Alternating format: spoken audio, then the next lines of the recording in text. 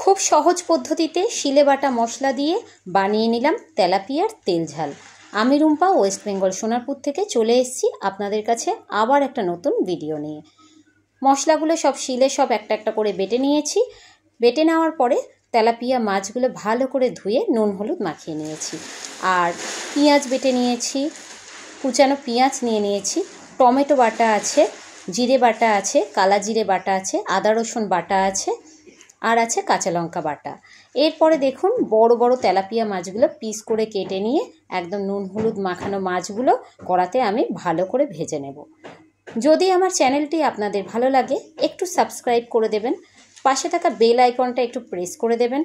All নোটিফিকেশনটা যদি আপনারা প্রেস করে দেন সবার আগে আপনাদের চ্যানেলে আমার ভিডিওটি চলে যাবে।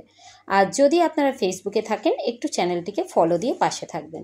তো গ্যাসটা জ্বালিয়ে দেখুন কড়াইটা চাপিয়ে দিয়ে তেল দিয়ে দিয়েছি, সর্ষের তেল। সর্ষের তেলের রান্নাটা আমার খুব ভালো লাগে, আর কমও লাগে সর্ষের তেল, কিন্তু স্বাদেও খুব ভালো হয়। তো মাছগুলো দেখুন আমি সর্ষের তেলে ভেজে নিচ্ছি। আর মাছগুলো খুব বড় বড় মাছ এনেছিল, আর মাছগুলো খুব টেস্ট ছিল।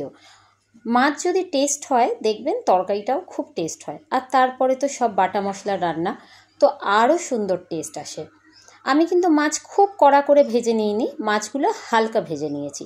আপনারা যেমন মাছ খান, কড়া খেলে কড়া ভেজে নেবেন, আমরা হালকা ভাজা খাই তাই একটু হালকা করে ভেজে নিয়েছি।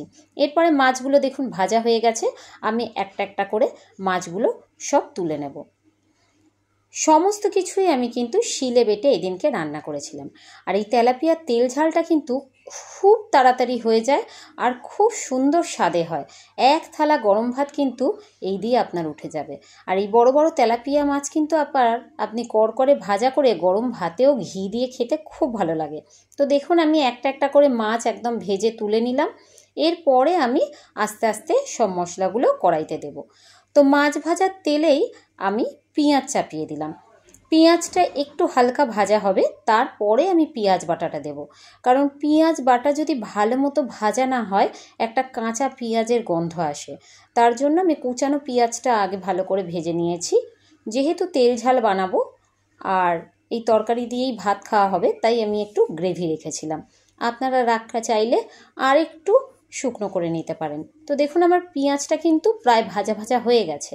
এরপরে আমি পেঁয়াজ বাটাটা দিয়ে দিয়েছি। পেঁয়াজ বাটাটা দিয়ে আমি একদম ব্রাউন করে পেঁয়াজটা ভেজে নেব। আমার কর্তামশাই, আমার বাড়ির শ্বশুরমশাই, আমার ছেলে, আমার বাড়ির সবাই, আমার ভাসুর, প্রত্যেকের জিভের প্রচুর তার। রান্না যদি একটু ঠিকঠাক না হয় তো আপনাকে মুখের উপরে বলে দেবে একদম। আর যদি রান্না ভালো হয় সারা দিন আপনাকে শোনাতে থাকবে। তো দেখুন এবারে আমি মশলাগুলো সব একটা একটা করে দিয়ে দিলাম। বাটা মশলার মধ্যে বলেই দিলাম প্রথমে টমেটো বাটা আছে, কাঁচা লঙ্কা বাটা আছে, জিরে বাটা আছে, কালা জিরে বাটা আছে, আদা রসুন বাটা আছে। এই বাটা মশলাগুলো সব আমি দিয়ে দিয়েছি। দেওয়ার পরে এর মধ্যে পরিমাণ মতো নুন দিয়ে দিলাম। আপনারা যে যেমন নুন খান তেমন দেবেন। এরপরে আমি হলুদ দিয়ে দিলাম। এবারে দিয়ে দেবো গুঁড়ো লঙ্কা। গুঁড়ো লঙ্কা যে যেমন ঝাল খান তেমন দেবেন।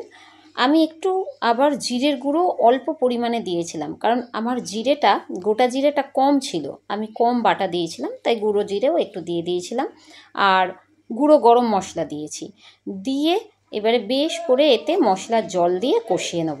ভালো করে কষিয়ে নেব যতক্ষণ না কষাটা থেকে তেল ছেড়ে যাচ্ছে। কষানো থেকে তেল ছেড়ে যাবে মানে আপনি জেনে নেবেন যে আপনার কাঁচা মশলার গন্ধটা চলে গেছে আর আপনার একদম মশলাটা পুরো সুন্দরভাবে কষানো হয়ে গেছে। আর এই কষানোটা আমি একটু অল্প অল্প করে জল দিচ্ছিলাম আর কষাচ্ছিলাম, একেবারে জল দিয়ে কষাইনি। যেহেতু বাটা মশলাগুলো অনেকটা ছিল তার জন্য আমি একটু অল্প অল্প জল দিয়ে আজকের এই কষানোটা ভালো করে কষিয়ে নিয়েছি। কারণ যেহেতু তেলাপিয়ার তেল ঝাল, তেলটা তো উপরে ভেসে উঠতেই হবে। আর যত সুন্দরভাবে কষানো হবে জানবেন তেলটা তত বেশি ভেসে উঠবে উপরে। তো এরপরে আমি ভালো করে কষিয়ে এতে জল দিয়ে দিয়েছি। জল দেওয়ার পরে আমি ভাজা মাছগুলো সব তুলে দিয়েছি। তো যেটা বলছিলাম, আমার বাড়িতে কিন্তু প্রত্যেকটা মানুষ খাদ্যরসিক। খাবার যদি একটু এদিক থেকে ওদিক হয় তো কেউই কিন্তু সেদিন আর ঠিক মতো করে খায় না। আর খাবার যদি ভালো হয় সারা দিন আপনার প্রশংসা করবে। আর আমিও একটু রান্না করতে ভালোবাসি, আপনাদের সঙ্গে শেয়ার করে নিতে ভালোবাসি, তাই খুব সহজ পদ্ধতিতে একদম ঘরে বাটা মশলা দিয়ে রান্না করে আপনাদেরকে দেখাই। আমার রান্নাগুলো ভালো লাগছে কিনা একটু কমেন্ট করে জানাবেন, একটু সঙ্গে থাকবেন, তাহলে আরও উৎসাহ পাবো, আরও নতুন নতুন রেসিপি নিয়ে আপনাদের কাছে তাহলে চলে আসতে পারবো। তো জল টল দিয়ে দিয়েছি, ঢাকা দিয়ে দিয়েছি, এরপরে মাছটা তুলে দেব।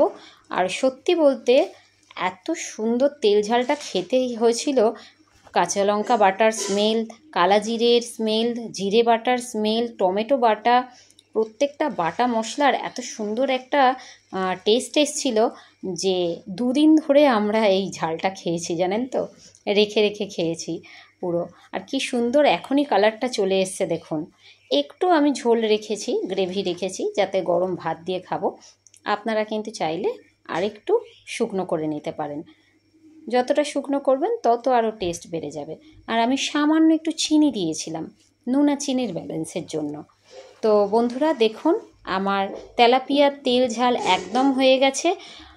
সঙ্গে থাকবেন, পাশে থাকবেন। আর কত সুন্দর দেখতে হয়েছে দেখুন, রং দেখলেই কিন্তু একদম মন ভরে যাবে।